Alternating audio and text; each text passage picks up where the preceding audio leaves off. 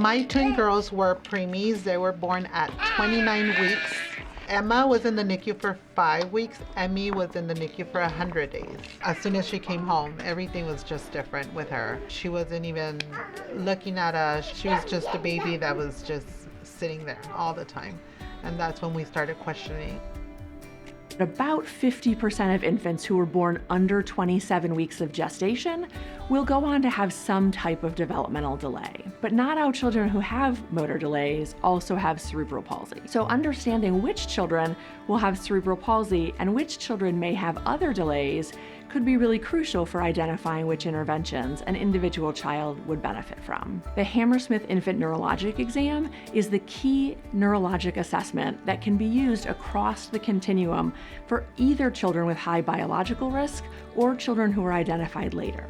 It's a short assessment that takes less than 10 to 15 minutes to administer, can be done in a pediatrician's office, in a therapy gym, by regional centers, or by California Children's Services if the staff are adequately trained in order to use that tool.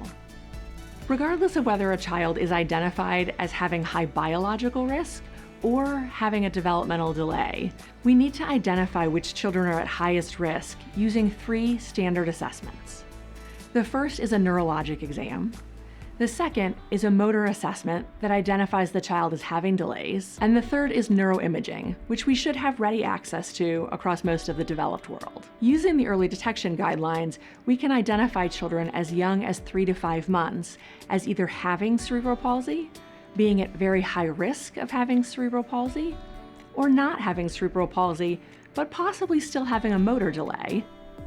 The primary care physician role is crucial, that they actually do know what early detection is, what the signs of CP potentially are, and they know when and who to refer to actually get that baby the evaluations and then care that they need. Leilani was in the NICU for 55 days. She was born at 34 weeks and 4 days. She did cooling for 72 hours. Because of the risk for cerebral palsy and her HIE. We had a meeting with the hospital and the doctors. The nurses, they did tell us that she was going to be delaying some milestones. When they told us she might not be able to walk because she was going to need a wheelchair, we were like, no, we gotta try our best. When we got out of the hospital, I reached out to Regional Center, but because they were on a waiting list, they had to go to first comes first. We were on the waiting list for 6-7 months. So we went to Stacy, and then we just got approved through Regional Center not so long ago. Their brain is so resilient, and we know that there's this neuroplasticity that can actually change outcomes and change their trajectory in terms of their development. Before physicians were aware of early detection as a thing that we could do, we really didn't know what to do from the time a baby was born to the time we actually can diagnose these motor disorders or cerebral palsy and things like that. And this waiting period didn't help anyone. Being trained in early detection and knowing these assessments have empowered me as a physician and also helped me guide families to do the best thing for their children. With early detection, we're not just giving bad news, but we're also giving a plan to recovery and healing.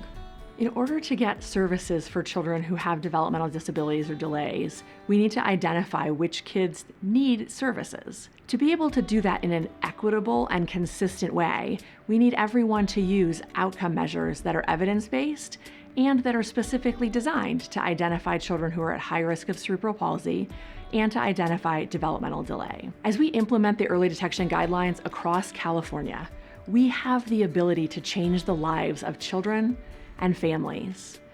We have the ability to help families understand why they need intervention, to help physicians understand who needs intervention, and to do it in an equitable and evidence-based way. The best chance for positive outcomes for infants with risk is to get them as early as possible. Optimal neuroplasticity is going to happen within the first year. Early detection uses this plasticity as a part of how we can make this brain recover and heal and function optimally. As a mom, I'm scared. After they turn 3, I have no idea what's going to happen.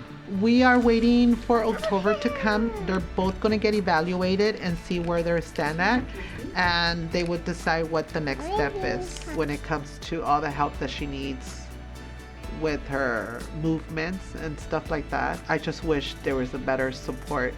So me being here today hopefully can help other parents and other children. It takes a long time to establish eligibility. And in order to establish eligibility, you need all this paperwork, which is why we need the NICUs and the high-risk infant follow-up clinics to appropriately document and to assist families in the applications so they can get in as quickly as possible without any lag in the care. Our mission is to get enough providers trained to be able to actually accurately do the assessments that are needed. This is the first time that a parent will hear there's a potential concern.